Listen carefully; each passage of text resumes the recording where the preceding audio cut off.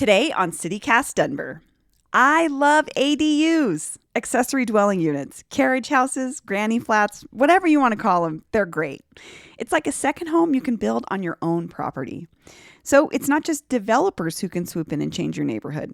You can too, but reap the benefits yourself. Make a little extra money, provide housing for the community. So why can't every Denverite build an ADU already? Today is Wednesday, August 18th, 2021. I'm Bree Davies, and this is CityCast Denver.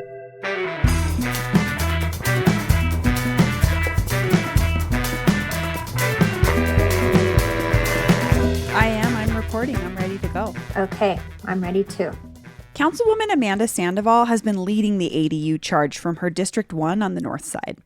Last year, she pushed through a rezoning to allow ADUs in Chaffee Park, and last week she did it again for Sloan's Lake and parts of West Colfax. Councilwoman Sandoval, thanks for joining me here on CityCast Denver. Yeah, it's my pleasure to be here with you today. So I'm really excited to talk to you about ADUs because I care a lot about housing in this city. And it's really a conversation about housing and density and the character of our neighborhoods, especially on the north side. And I want to start with that.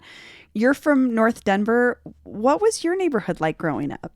Yes, so I was born and raised in the statistical neighborhood of Highland. So grew up off of like 36th and Vallejo. They were older homes, mostly built of brick, single family homes on a, pretty amazing block. I had friends who lived on the corner. We used to play kick the can. I don't even think people know what kick the can is anymore. But it was a great block where most of my friends lived in homes where it was a brick home, like a Tudor home or bungalows type style home. So pretty basic neighborhood. And that's the thing, I think your district in particular is one of those districts in Denver that's seen a lot of change. And so you recently got a new zoning overlay approved by the whole city council that will allow for construction of accessory dwelling units or ADUs on certain properties in Sloan's Lake and parts of West Colfax. And late last year, you got something similar passed for Chaffee Park. Can you explain what the overlay will potentially accomplish for the neighborhoods in your district? What we did was we allowed the ability for people to build an accessory dwelling unit, detached or attached. A lot of people think of accessory dwelling units as the detached one that's above a garage or like a little casita in the back, a smaller house in the back.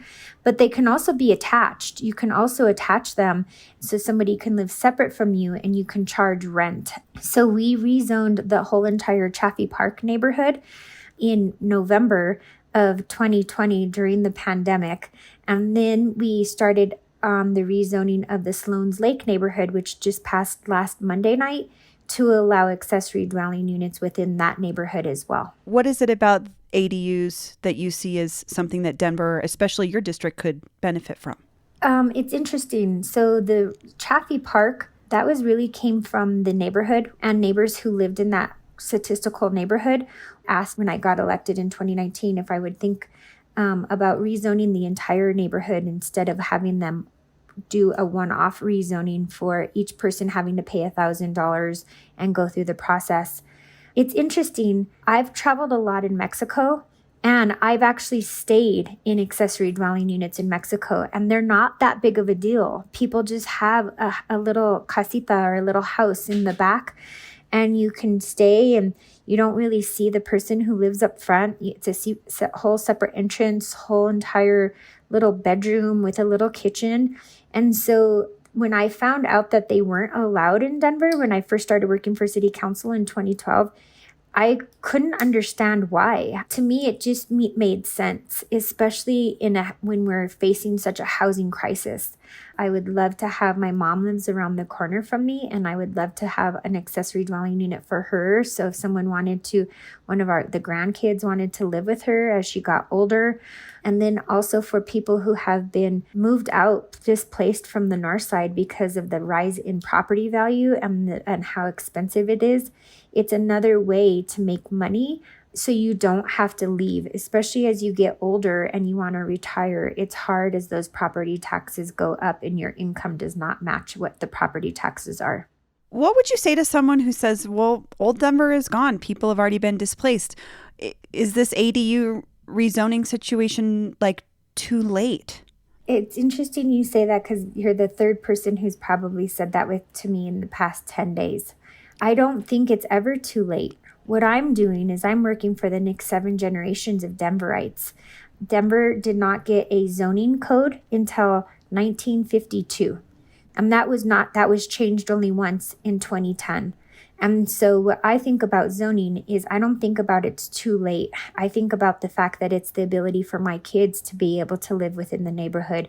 So for me, as a policymaker, I never think it's too late because policy is supposed to help those who come after us and those right now. What are some of those things that people counter with that say they don't want ADUs? Because I have a hard time understanding the problem, to be honest with you. I see only the benefits. What are some concerns of folks that don't want them? So people are really tied to parking. They're afraid that they're going to lose their parking in front of their home as development changes. A lot of times what you hear is the privacy from people's backyards, that if there is a 1.5-story building in the backyard, that they're not going to have as much privacy in their backyard as prior. And change. A lot of comments that we get when we first start talking about it, they think that it takes the ability to add more density into the neighborhood, like apartment buildings and apartment complexes, and it changes the underlying zone district, and it doesn't. It only adds the ability to build an accessory dwelling unit detached or attached. I was talking about this earlier. If 10 people on my block built ADUs, that would be 10 units versus a single developer building a 10-unit slot home. Like, the gentle density is sort of spreading it out and allowing folks to add to their own property, essentially. And one interesting thing that I thought about last Monday when we were voting on it, I don't remember, I probably maybe 5, maybe 10 phone calls about an accessory dwelling unit being out of scale, but you do get phone calls on parks not being kept up. You do get phone calls on speeding. You do get phone calls on other quality of life, especially like what you just said, a big slot home development coming into the neighborhood. You do get phone calls on that. I do all the time in my office. But I don't get phone calls about accessory dwelling units being built because most of the time people don't know they're in the backyard and they're gentle. And so they're supposed to be accessory to the primary dwelling. A few months ago, we had a couple of your constituents on our show, Sean and Ben Johnson, and they told their story of trying to build an ADU for their disabled mom and being shut down time after time by the zoning board. Are you familiar with their case? I am. I don't normally weigh into the Board of Adjustment, but I wrote a letter of support for them talking about that I felt like for the Board of Adjustment, that they qualified for the variance that they were requesting.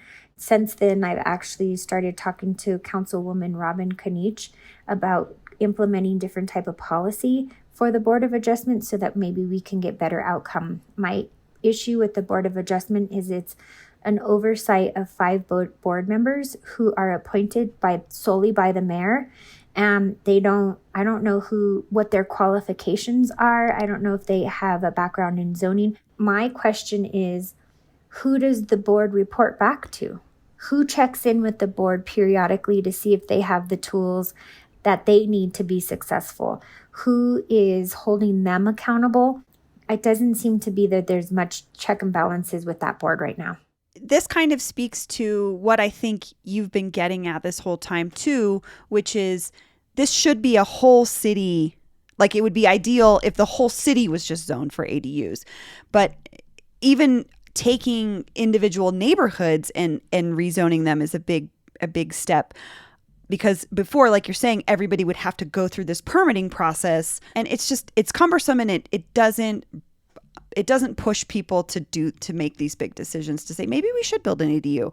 What would you see as a benefit if we could rezone the whole city of Denver to allow ADUs? So one of the things that I think are key terms people are using right now are this term equity. I want equality.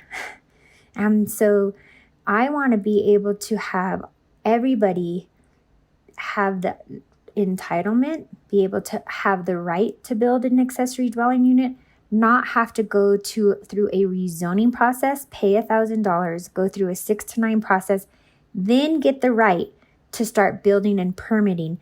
The ADU process, the permitting process it's not very streamlined. It takes a long time. It takes a lot of money. And so what I feel like is if we created an even playing field for everybody to start out with the ability to have the right to build an accessory dwelling unit, then we're creating equality for everybody. And then you can go into the nuance of getting your accessory dwelling unit permitted and built and financed and all of the other hurdles that it takes to even build an accessory dwelling unit. Just in closing, what is it about housing why do you care? Why do you care about the housing issue in Denver? Growing up, my mom worked in affordable housing. She ran a nonprofit in Northwest Denver called the Neighborhood Housing Service. And she worked with people who lived in Northwest Denver who had been historically redlined, who were not able to move into our neighborhood, who were not given loans because of their sexual orientation, who were not given loans because of their ethnicity. She worked so hard, and I saw the impact that it made when she brought in these and was able to get the loan and able to get people into owning homes. And then she worked for Mercy Housing Colorado. She was the president, and she worked on building affordable housing. My father was a state senator, and he owned 2 restaurants in Northwest Denver, La Casita. And so I grew up learning that the biggest investment in my life would probably be a home. Housing matters. If you have a house, when you have a stable place to live, other things in your life can happen. And so I believe everyone deserves that opportunity. Councilwoman Sandoval, thank you so much for joining me today. Well, thank you for having me on your show. I listen to it often while I'm walking. So thank you for the work you do for Denver. And here's what else is happening in Denver today. Green Valley Ranch will be getting a Costco. Why is this a big deal? Well, according to Denverite, this part of the city has been considered a food desert for decades, and the bulk food retailer would be changing that for the better. From what I hear, Costco has great benefits and treats their employees well and has the potential to bring more than 200 jobs to the area. Plus, if you've been looking for a store that sells soy milk by the pallet, bathing suits, and industrial-sized containers of M&Ms, Costco is definitely your jam. Get ready to huff and puff through your next hike because Rocky Mountain National Park just instituted a mask mandate. According to the Denver Post, the new mandate applies to all visitors, even vaccinated ones, and covers all buildings, shuttles, and any outdoor space where, quote, physical distancing cannot be maintained, such as narrow or busy trails and overlooks. Of course, if you heard our episode with Estes Park podcaster Aaron Miller last month, you've got plenty of inspiration to get you off those most crowded trails. You heard that episode, right?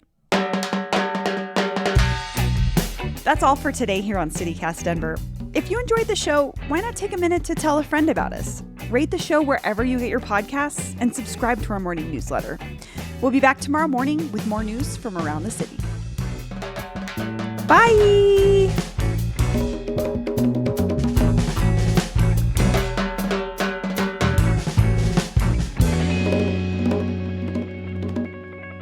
Although, those are not things that I buy. Well, I do buy industrial pallets of soy milk, to be fair.